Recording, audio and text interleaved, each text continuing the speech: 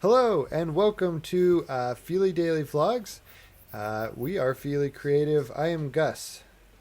I have felt better, but I am Tim. I'm Amber. And yeah, together we make Fili Creative, like I already said. So, Fili Creative, we are an audio-visual company based in central Kansas, and we are in our 6th week of social distancing. Here it is April 22nd, I believe. It's a 2020. Wednesday. Yes, it is. Yep. 22nd. Yep. Losing track of our days, guys. Yeah, yesterday was a beautiful day. Today it is currently very cloudy and raining, and it's kind of nice, but it's also kind of dreary. But I wanted to go for a walk today. Hi, Tim's phone. Sorry, I want to put like little censored text over that. so you can't see his eyes. I'm sending you a picture. Oh. Oh, that was thunder. Yeah, she's just looking longingly out the window right now. Or through the crack, anyway. Yep. Mm-hmm. She's like, it's wet outside. Right. I don't want to be there. Okay, so let's do our quick rundown of coronavirus stuff for the day. We're currently at 2.5 million cases worldwide, 172,000 deaths. Yep, nothing too major to report. I guess one thing of interest is that the United States more or less has 10 times the number of cases China has had. That's a lot. Yeah, so that's kind of upsetting. Yikes. It's interesting, like just how far this thing has spread. Like I can't say this word. Seychelles Islands. That's not the way to pronounce it. I know that. North of Madagascar, there are 11 cases there. Mauritius, which is another island, east of Madagascar, it has over 300 cases. The Falkland Islands, in off the coast of Patagonia, basically. In Chile and Argentina, way far south, South America. There's 11 cases there. So Bermuda, 98 cases. This thing has pretty much reached all the corners of the earth. The only places I'm aware of that I don't know if it's reached are like, Antarctica or, I mean, Alaska seems to not have had as much. At least the last time I looked at the map, but yeah, well, at least the more Arctic regions, anyway. So, yeah, let's jump down to the United States level then. So there's 805,000 cases in the United States, 40,000 deaths. And there is a little bit in up in Alaska, just touching on that briefly. Anchorage has about 160 cases, 4 deaths. There's, a couple other locations with several. Hawaii also has outbreaks. In Honolulu, there's 385 cases and 7 deaths. Over on Maui, there's 110 cases, 5 deaths. I would be afraid of being on an island right now. Like, I know, like, most of all land masses are islands. We're all surrounded by water, whatever. But, like, being on a small island with, like, a contained population, they got it, that would just be... Because there's really nowhere to go. Fun. Like, you can't... Yeah, it's true. And especially, like, those type of places tend to have, like, a much smaller economy. Yeah. Because they all rely on each other, and so... Yeah, and a lot of them rely on outside supplies that they don't have access to, if those supply lines shut down. So, yeah. So let's just keep jumping down into Kansas then. Kansas has 2,115 the storm cases. Is picking up on us. Yeah, wow, it really is. It's coming down. I can't see it, so I have no idea. I can hear it through my headphones, which is pretty impressive. Yeah. I can't for the moment. So, oh wait, there it is. Now I can hear it. Yep. So yeah, 2,000 cases, 107 deaths. That line, that spike we saw yesterday. I've heard in the news locally that supposedly we had a great day yesterday, or Monday. Yeah. I'm not sure which day, but the graph does not support that claim. We are continuing to spike. I would say it's going up just as much as it has, literally, pretty much for the last week now. We were at a low about a week ago, and now we're back at a new high. So, unfortunately, I mean people are getting brave. Well, not necessarily that. I think there's a lot. They're just tired of being cooped up. I think there's a large chunk that are the latter, which are and part of those are I think it's a lot like the people who feel like the shutdown, like the lockdown is forced and that their freedom is being taken away, which is complete and utter. Yeah. Right. I'm refraining from using more colorful metaphors. So, yeah, I think that's kind of it on coronavirus.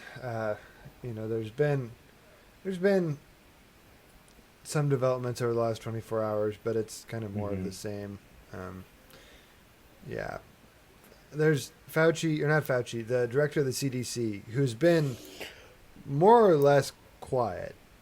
He hasn't really said much. He's let Fauci and some of the others do more talking. But, yeah, he said yesterday, I believe, that he's concerned for the potential for a spike in the summer, in the fall or winter. He thinks that's fairly likely. I can believe it, especially like whenever they end up loosening things out. I mean, there's some people who have still gone out and don't care already, but for those of us who've been trying to be smart about things, it's just making it longer for us. That we have to stay sheltered in. I think there's times when government needs to be the bad guy and needs to just shut everything down for the greater good. Right. There's always going to be naysayers. There's always going to be people disagreeing with whatever anyone does. So I don't think we can. When you look at like our response in World War II and in other wars for that matter, but especially then, it was this entire country was at war. It wasn't just the people who went overseas.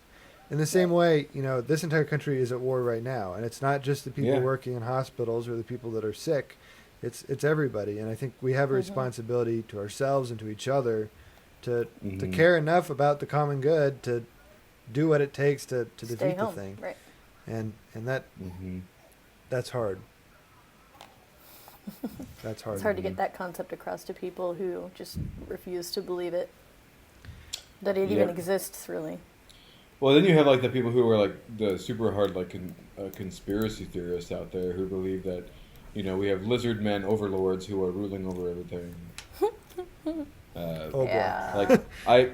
Like one of the weirdest things I've like there's a picture I saw.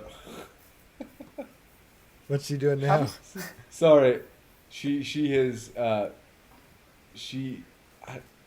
hasn't pawed at the blind type thing to open it, so she literally stuck her head and tried between the curtain and the window. Basically, kind of tried to get into that way. Sorry, that was funny. But there was a picture I've seen a couple times now of a guy dressed in full, almost hazmat suit, and wearing a mask, touting a sign that said "COVID is a lie," which. Ooh. Yeah. Well, just the irony, right? Just the hypocrisy of that by itself. But there's still people who believe that that scientists and Bill Gates engineered this disease and that they have the cure and that they're gonna, when they re-release it, they're gonna release it for profit. And that I hate to say it, but I have weeded out probably 10 people, maybe 15 in the last week from my Facebook page, just because they're general. There's a couple people that I know really well, and I really like them, but they're really afraid of vaccines, and they don't want to vaccinate their children, and they haven't vaccinated their children, and yikes. And they're basically spouting these lies about Gates and about how this was all made up, and that we. Damn. It's just really disappointing. And I can't. I got off of Facebook, or with them at least, because I don't want it to color the way I view them in literally every way, even though it already does. But right. Yeah. Right. Once you see it, you can't unsee it. It kind of becomes it's I'm going to shut you off on a personal level and just deal with you on a business level. Yeah. And that's for me. Anymore. Typically, my policy on Facebook is that I try anybody who does more than 2 or 3 political posts per week, I tend to unfollow. because, and the majority of people I see who do that. Well, I mean, it's on both sides really, but It is. you know, a lot of it are like the seemingly more conservative that just share stuff from Facebook and not like actual facts. I feel like if I unfriend those people, then what they say and spread will make it to other people, and the other people will believe them. So I do my best to stay not necessarily uninvolved, but definitely like neutral third party and be like, no, that's factually incorrect. Here's like 6 articles that prove that, and then I just walk away from the conversation. You're And good that's at removing better. yourself, like your own emotions. Yeah. Mm-hmm. Yeah, like I'll That was literally some just crazy type, lightning. this is factually incorrect. Here is the correct information. Because Right. then, at least if people see their post, they'll also see that comment, hopefully, and they'll understand that this person's just spouting nonsense. But Well, I think a lot of that comes from your years as a debater, because you were Yeah. great at arguing for whatever side you had to for debate, but like right, researching and finding the facts and to present those instead of an emotional argument per se. And I know that like that's one of the reasons I aspire to know all the facts and to try and like if I'm wrong about something. oh yeah, I don't I'd claim much to rather- know everything. God, Right, no. I'll do right. research all day to figure it out if I have to. Right. I mean, I'd much rather somebody point out my fallacy than and that kind of stuff. But I'm one of those that I don't necessarily unfriend them. I just unfollow them so I can Yeah. ignore their hate speech and everything else that they put out there. Because it just Yes. for me it's more annoying because like on my personal page I don't put anything religious or political because I just don't. Yeah, I understand that. The only stuff I put up there now is typically stuff that I find to be of interest to me, which is typically rooted in nerd culture or Yep. performance based. So Yep. So speaking of Facebook, I've got a question. Oh, it's here. okay. Okay. So this is pretty relevant to our generation because I feel like we were the guinea pigs when it came to like phone applications and like connectivity to the internet via Yeah. phones. Okay. So which app seemed like magic the first time you used it? Facebook. Oh man. Yeah, I remember the first time. Yeah, that was crazy lightning. I remember. I haven't seen any lightning, but then again, my windows are pretty much all closed. I had like 2 flashes of bright lightning fairly close. Yeah, that was so- crazy. Oh, my bumper. Oh, I feel so bad for him. yeah. Look, he's like, No, Donnie, Donnie. It's okay, baby. It's okay, pupper. oh, he's like shaking. Oh. Aw. I feel so bad for him. I remember. So okay, in like this is when like we first got a phone, or Well, just what app? It doesn't matter. What application Okay. seemed like For magic me, the it first was- time you used it? when in about 7th grade, maybe even 6th grade, is when I discovered Facebook, and I think a lot of my class had already kind of gone on there, and so when I realized that I now had a way to connect with all of them, and people like from camp, people that I would never have been able to connect with other than email, but email didn't, email was awkward, and so yeah, that was just a magical moment, and it's been all downhill since then. Ooh, you know why this rain is happening, Amber? Because you got your car washed. you're right. I went and washed my car, and then the world's like, "Hey, we're gonna provide a free one today." Ha! Yep. I don't know. I don't know if I can think of a specific app, but I think like having just having like a camera in my pocket. Yeah, that's true. Because like before that, it was you had to go ahead and either buy like a digital camera or like a Polaroid before that or Right. a disposable camera. So like something like that, or like having YouTube on my phone. Yeah. I think probably the most magical like application that I've come across, like for the first time ever, I was like, oh my god, that's crazy. But like being able to shop online through applications. Yeah, that's true. Like, that was just mind-boggling to me. Yeah, when I discovered Amazon, my mom has been using Amazon for 10 years or more to buy books and Yeah. especially like books that you can't find in bookstores. And so I've been on there forever because she didn't know how to do it, so I always did it for her. But I remember, I don't know, maybe 6 years ago, something like that, is when I got Prime. And maybe it's been less time than that, but man, once I got Prime, it's like the whole world has changed. Yeah. Yeah, like it's been. I started using like ordering stuff through Amazon. I think when I was in high school, but like having Prime is so much faster and everything else. Yeah. Heck yeah. Especially now with 2-day delivery, it's crazy. I feel I've got guilty about another it. one. Yeah, let's hear it. I think the app that I think was the most like mind-boggling to me was being able to get something like Spotify. So I didn't have to pirate music anymore or like copy music anymore. I could just listen to whatever I wanted when I wanted to. Here, let me pose another question. Okay. So, most apps I think on our phones have like pros and cons. You know, for you, what app has the least cons? What is the, like this is a benefit and there's not really a downside to it?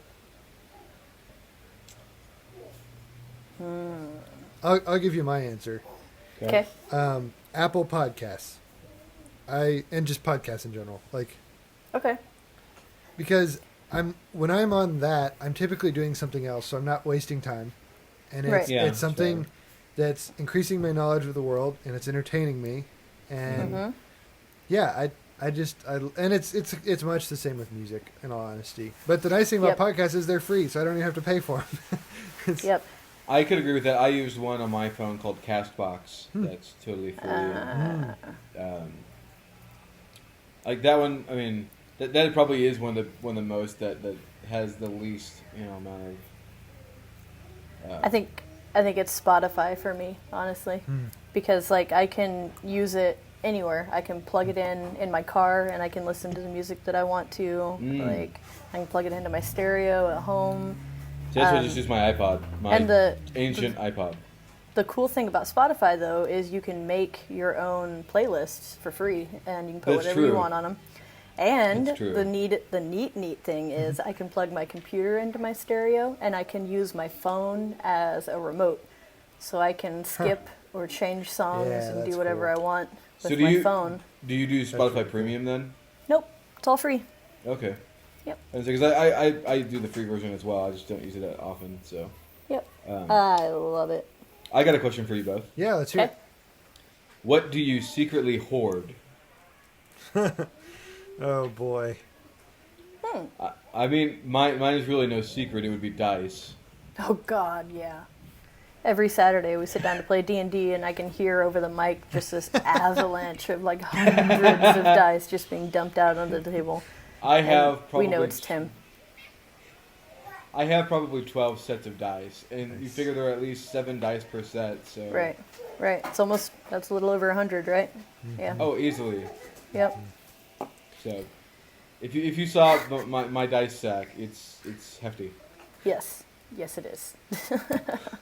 I would say, at the Or risk, movies, that would be the other one. at the risk of sounding, I don't know, spoiled, I guess. We love artwork, and so we don't have any super expensive stuff. But there's my mom kind of got me interested in local art as a kid, and so just whenever I've had the opportunity and I have a few artists. There's one from Lensburg named Sally Johnson, and she kind of specializes in magical realism, which is kind of like it's like a realistic scene, but there's often something about it that's just not realistic. So I don't know if I have an example to show, but yeah, anyway. That's awesome. That's probably my thing. I mean, it's pretty obvious what I collect a lot of. There's a pile of records behind me. Nice. Yep, I love my records. So I've got quite a few of those as well. Probably my movie collection, quite honestly, is probably the biggest thing. There you go.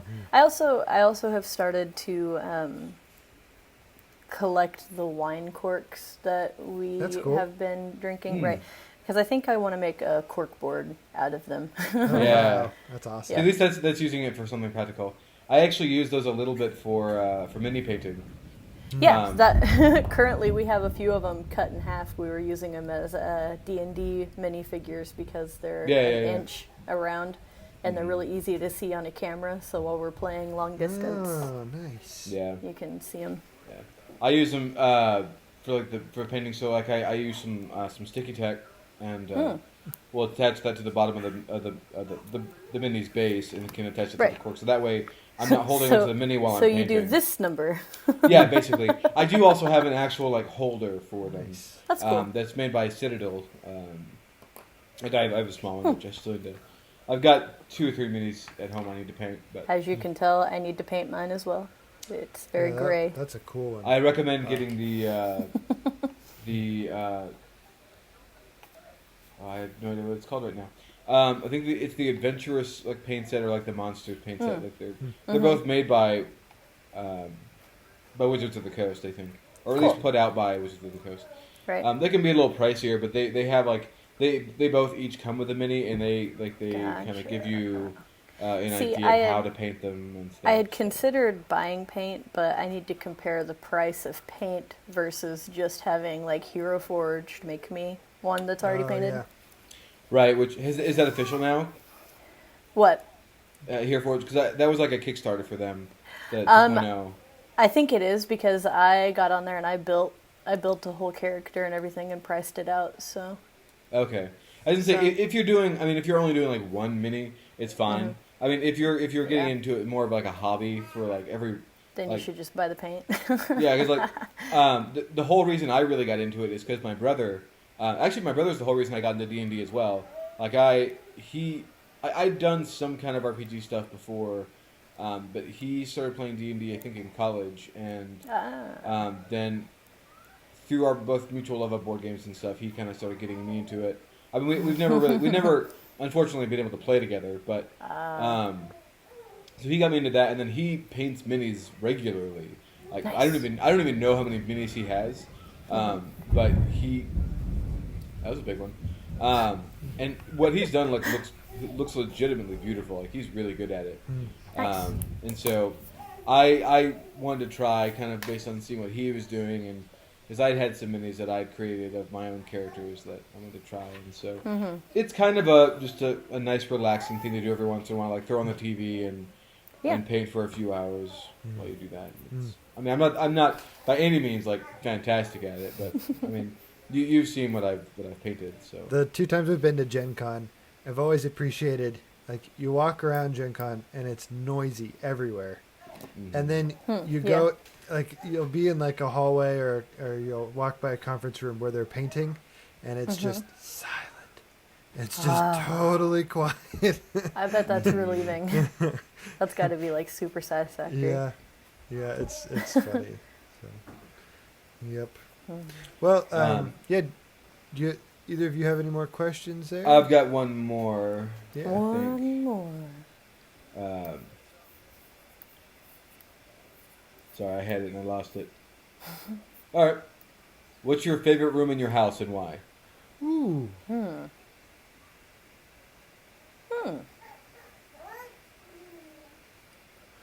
I would probably say my bathroom, which sounds weird, but I was gonna say that as a joke.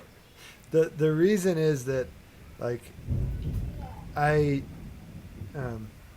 house basically has two master bedrooms, and so one we use as a kind of a rec room, and it's where we keep a lot of our music stuff and where we work out and all of that stuff, and where our big TV is.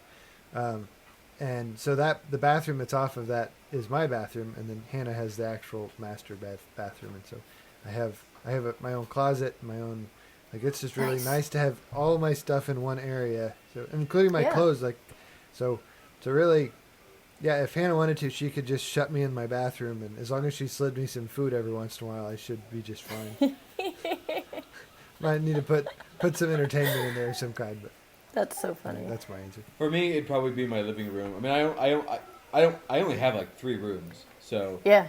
I just have my living room, my bedroom, and my bathroom. So the living room is where I spend the bulk of my time, and that's where all like my entertainment system is and all my gaming systems.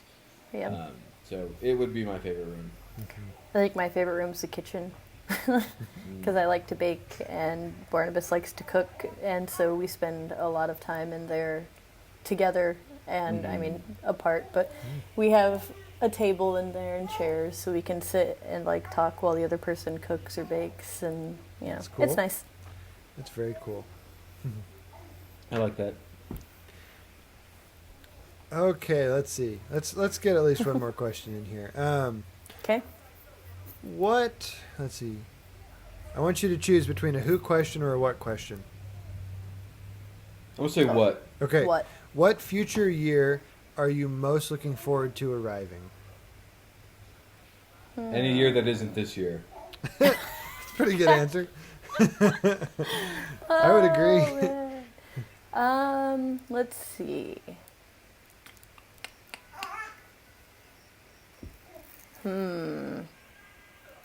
I would say, like, I haven't really thought about it much, so I don't really have a good answer. But I would probably say whatever year Halley's Comet is coming back, because I kind of Ooh, missed yeah. that, and That'd be cool. yeah, I'd love to see. I kind of that missed it when too that last comes. time. Yeah, I think I did too. Because were we born yet? I'm not even sure we were born yet when it was here. I feel like we were. You're probably right. Think so. I don't know. Google. Yep. It's our best friend. It was in '86, so we weren't born yet. Okay, Oh, so we okay. weren't yet. Okay. Yep. So 2061.